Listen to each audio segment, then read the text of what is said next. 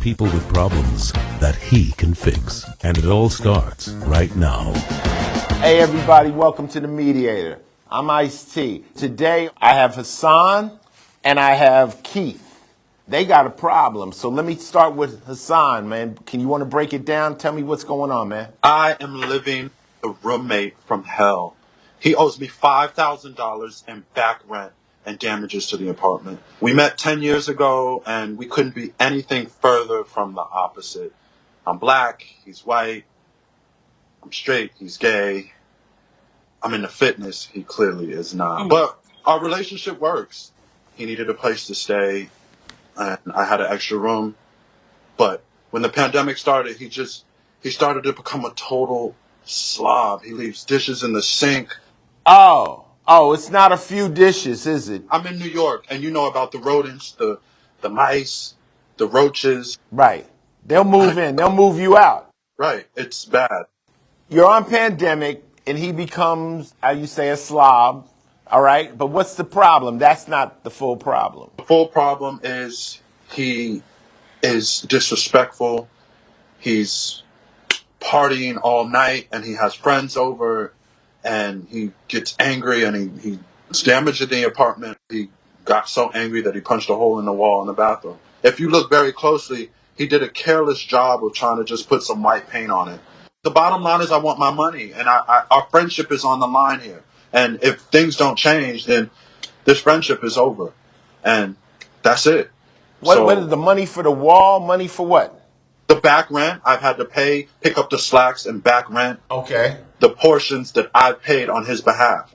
And plus the damages to the apartment. And then bringing in like the exterminator for the roaches and the rodent. Like you see, I also have a picture of his room and the mess that he's created. Oh, he's sloppy. Lord have mercy. Okay, Keith, you got a lot of explaining to do. What the hell? Hassan, I'm kind of rocking with you right now. Okay, so what number do you think he owes you? $5,000, Ice. How'd you come to that number? I have receipts of all of the partial payments that I paid on his behalf and the damages to the apartment. I have receipts for that. So you want $5,000. He's bringing people over. Has he always been this messy? No, he has not always been this messy. If this problem was solved, could y'all still be roommates, or is this it? I think possibly we could be roommates, but this has to be solved. There's still a little love there. There's still a little respect. Okay, that's all I want to know. All right, Keith.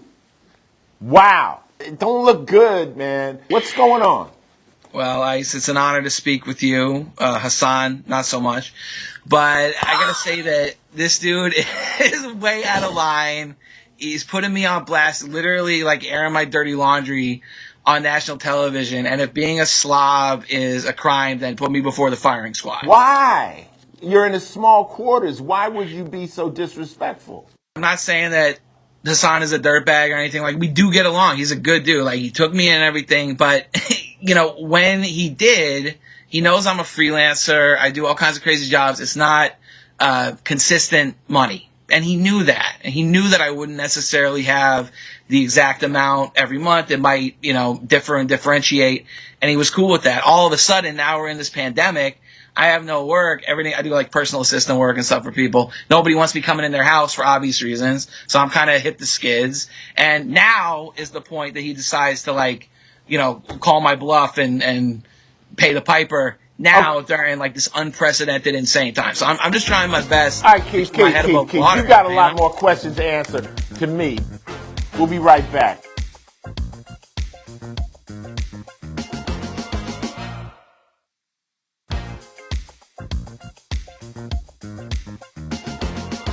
All right, Keith, we're back, man.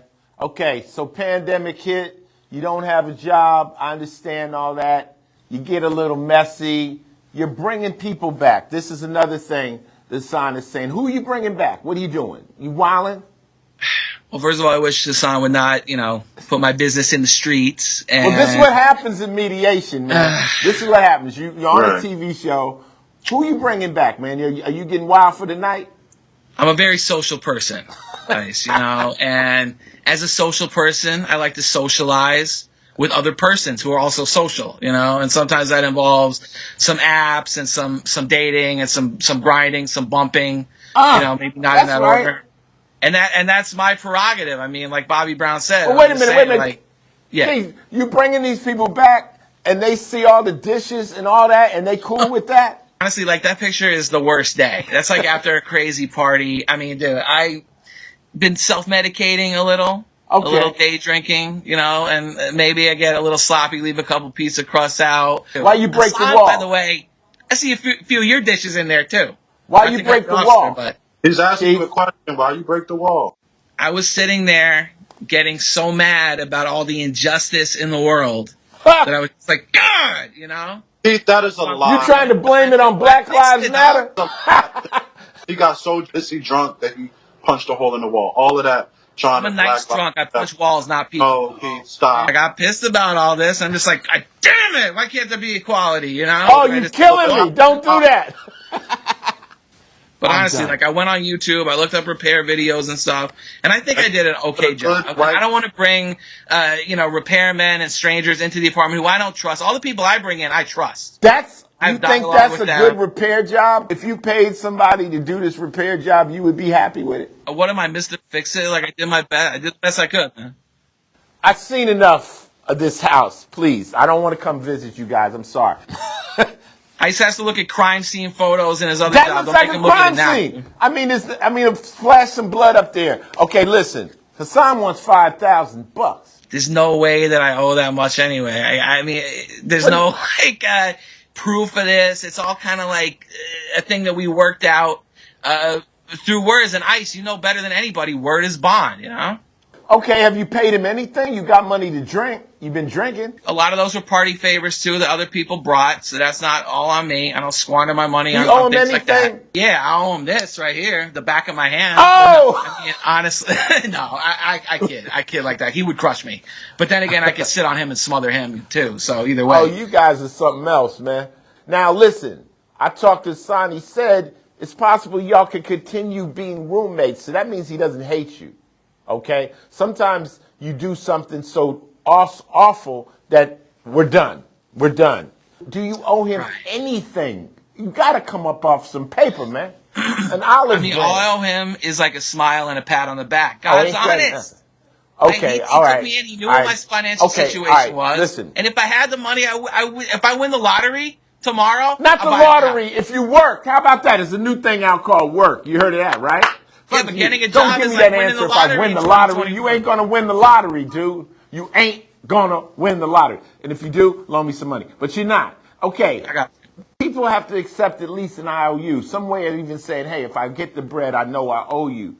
But we're going to talk about that later. Let me go to my experts. They've been watching this, and they're going to give me some input, and then we'll come back with our recommendation. You don't owe him anything but the back of your hand. That was a big one. You might have blew your case with me. All right, we'll talk about this. We'll be right back with the Mediator.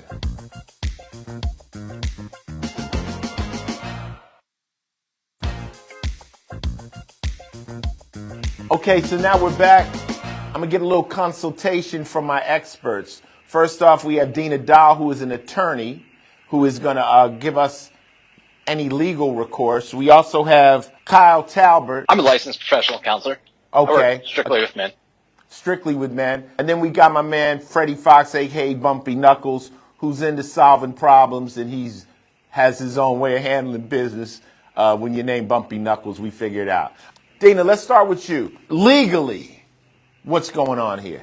Legally, they both have a problem because there is nothing in writing between the two of them, which a court is not going to like. It is going to be very hard for Hassan, who has his name probably on the lease with his landlord, to prove exactly how much his roommate Keith owes. And in terms of Keith, if he doesn't have anything writing, he doesn't have any rights. He's just a guest. And then at that point, if you've overstayed your welcome, you're a squatter. And he doesn't want to be a squatter in what he considers his own home. So from a legal point of view, they both have problems if they were to bring this to court. If someone comes over your house, a friend, whatever, who is a guest, and they damage your house, do you have any legal recourse against that? Yes. I mean, for any damage that Keith caused to the home, he would be liable for it. It seemed like he did attempt to repair it, and Hassan does have he has to mitigate his damages, which would mean he could request Keith to repair it again. You know, the court is going to want him to have done everything he could to have given Keith a chance to repair it before he goes to court to get damages. But yeah, even if you're a guest, you can't come over and just destroy somebody's home and not expect to be liable for it. Right. But you're not going to get any money for the dishes or the garbage he left all over the house. That was just you letting the wrong friend over your house. I get that. Kyle, you've seen this type of relationship many times. Tell me what's going on. I think Keith is doing a pretty good job at allowing the pandemic and allowing his lack of a steady income through the pandemic to be kind of an excuse for the way that he's acting. He's clearly disrespecting not only Hassan, but also the boundaries of the friendship. Hassan is really being a friend because I asked him a very important question to me was, if he were to make it good, could you guys stay as roommates? Me, I'd be done with dude, you know, but he shows that he still has, they obviously are good friends, wouldn't you say? Yeah, absolutely. And you know, they have been friends for 10 plus years. Right. And so they've been able to work through conflict in the past, and we just got to figure out how to get them to get back to that spot to where we can come together and figure out a solution to this. Okay. All right, Bump, what you think's going on? First of all, I'm looking at Hassan like this. Right, okay. That's number one. Number two is, this guy Keith is taking white privilege to a whole new level. He for him to think he don't have to pay after living like a savage in this man's place and bashing holes in the wall, partying and carrying on, it's ridiculous, man. I think this sounds like an elevator fight to me. They should be taken up to a roof and both get in one elevator and push the bottom floor. Whoever walk out first, that's it. Right. That's crazy. Now, let's put it in other terms. You got a friend, you got a homie, you let live over your crib, he becomes a slob, and then at the end of the day, he doesn't owe you no money. That I just think it's very disrespectful. Am I right?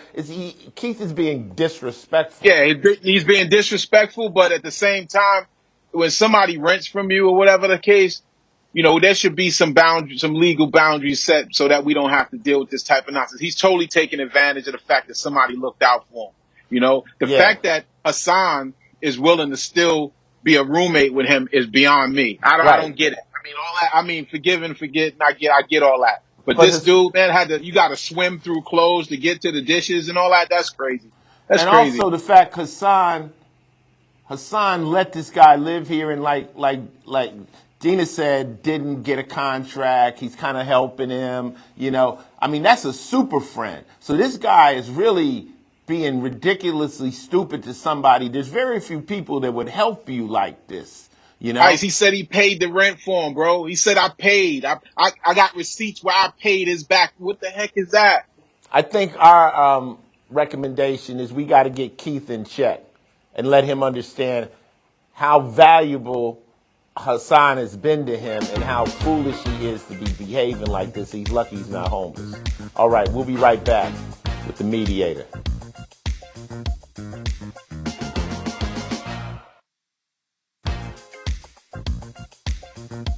Okay, we're back to mediation. In the room, we have Keith, we have Hassan. We've been joined by my experts. I've got Dina Dahl, who is an attorney that broke down whether you guys have any legal recourse in this situation. I have Kyle Talbert, who is an expert in relationships and counseling. And my friend Freddie Fox, a.k.a. Bumpy Knuckles, who will tell you how it happened with the lights out. You understand what I'm saying? Now, legally, Hassan, you don't have any real legal grounds because you don't have a contract with him. Keith. Not accurate, ICE. Oh, not accurate. You have a written statement? Yes, I do have a written statement. And and he agreed to pay what? $850. $850 a month? Yes. Oh, well, then you do have a legal recourse here if this goes to court. Without that legal statement, you know, we always say that a verbal agreement is worth the paper it's written on.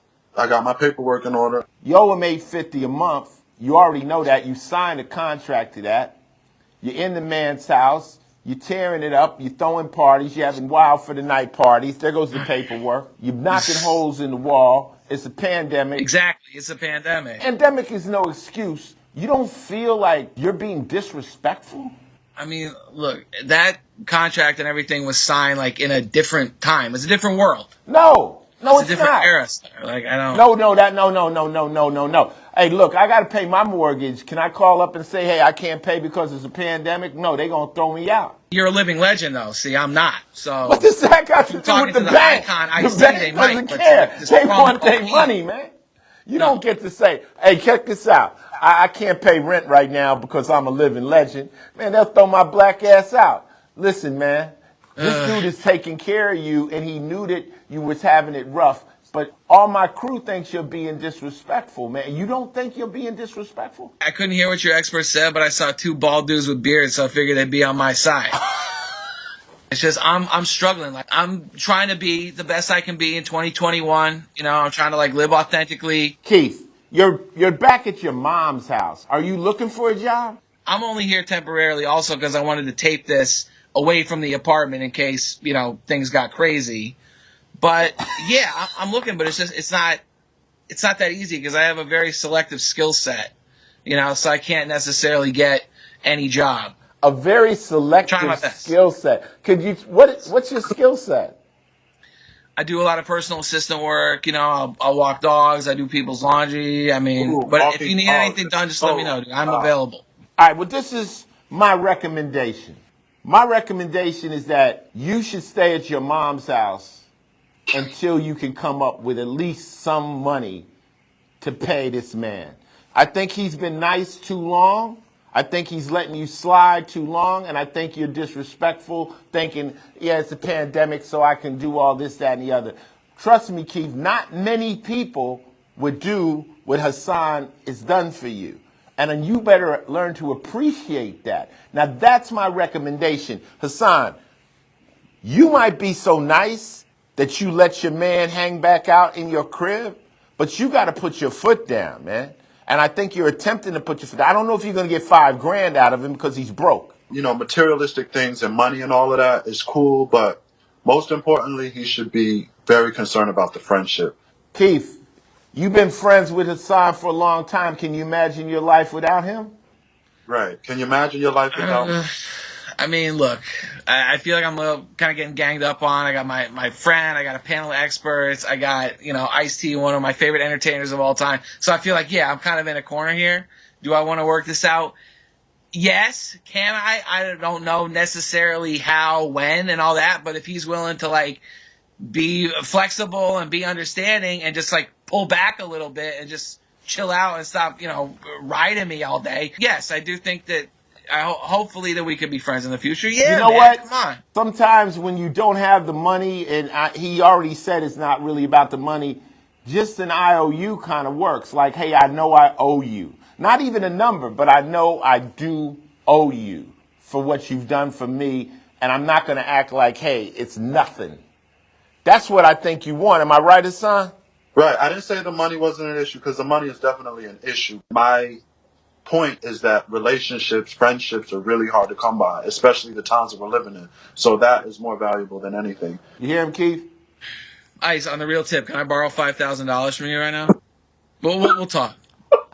You can borrow from me, but I'm going to send Freddie to see you in a week, and it won't be All right, nice. Cancel that. I might use one of those guitars. I don't want to take any chances. Okay, well, look.